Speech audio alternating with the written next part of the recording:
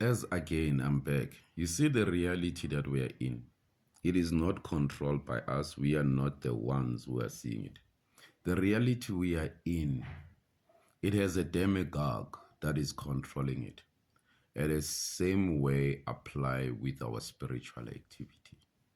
The meantime we say we are spiritual, there's forces that are overlooking over us, suppressing us.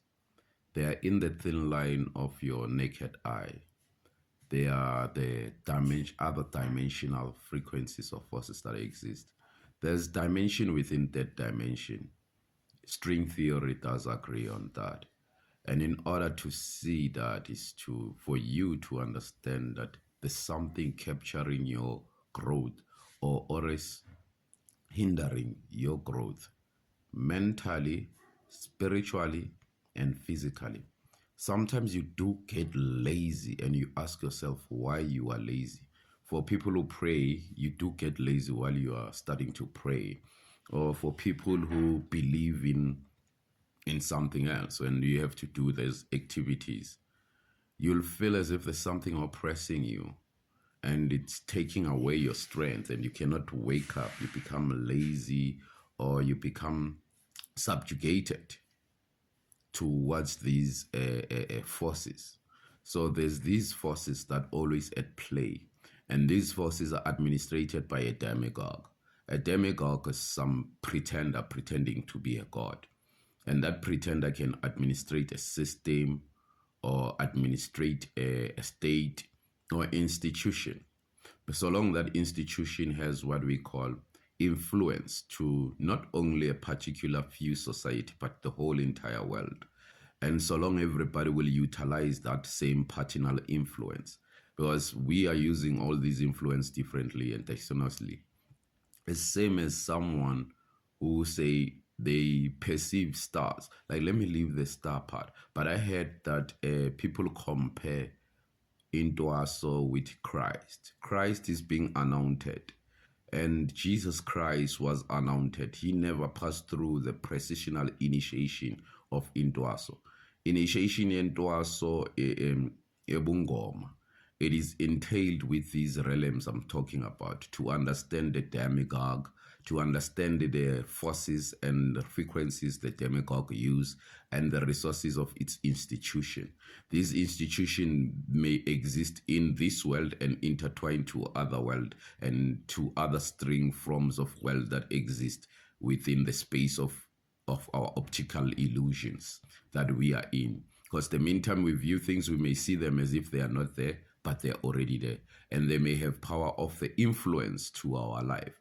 So in Intwaso, it's something deep entailed into that, like quantum leap, or in the other realm to experience quantum physical activities and able to influence them, or to influence the other side and influence this side. And it has not only much to deal with communicating with the dead, but it has even to deal with healing and the knowledge of astro traveling, going to other planets, astrology. So putting it into the corner case of Jesus Christ or the Christ, it is like degrading its ability. So my main aim is to talk about the reality, that in reality, we cannot fight our enemies that are suppressing us, that laziness, that overwhelming, when we use wrong names like deeming Ubungoma as a Christhood, or having a Jehovah to be the ultimatum medium or leader of Ubungoma or a leader of traditional system.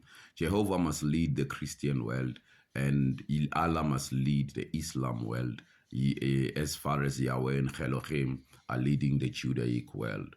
So we as the Ngoma or the Bantu people, we need to embrace the ideal, embrace the Bantu-centric existence that we already contain with ourselves, with our culture, that we practice from generation to generation, because they contain that understanding on how to tackle and countercept that force or energy that causes us to be lazy.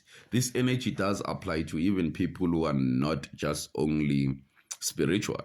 You can experience this force when you wanted to clean your house or wanted to do some particular work, or there's a task that you needed to do. And then there's that overwhelming force that makes you to be lazy, proscrite, or proscriminate. Pardon me, I cannot pronounce the R because of my Zulu accent. The proscriminating of time that is happening during the time when you're waiting for when you want to do your project, or you want to clean, or you want to have some sort of a project that you need to fulfill.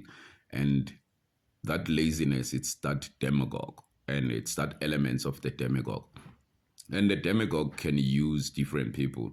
The demagogue can use your friends, it can use your neighbors, it can use even people who have become your enemies in order to work for them. And the demagogue, it's someone who has already mastered a system. They've already mastered a science of technology, spiritual technology, mental technology, and physical technology, meaning they've mastered the science that deal with our organic flows and organic technology, or systems that we have within ourselves. So that person can be able to suppress each and everything and some of the forces of nature, like natural forces. One can deem that person as a god, the savior, the prophet, or the leader on your community, or someone you look upon spiritually.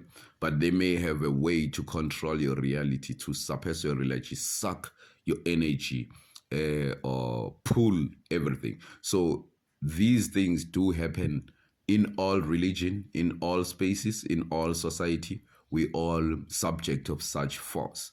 And to understand this force, or these forces at play, I would like to make a lecture on that, and where people will attend in the live on the YouTube. So long you're going to attend that lecture, it will help when subscribers subscribe. And then we build more of the camp and the house, explaining these forces at play of a demagogue.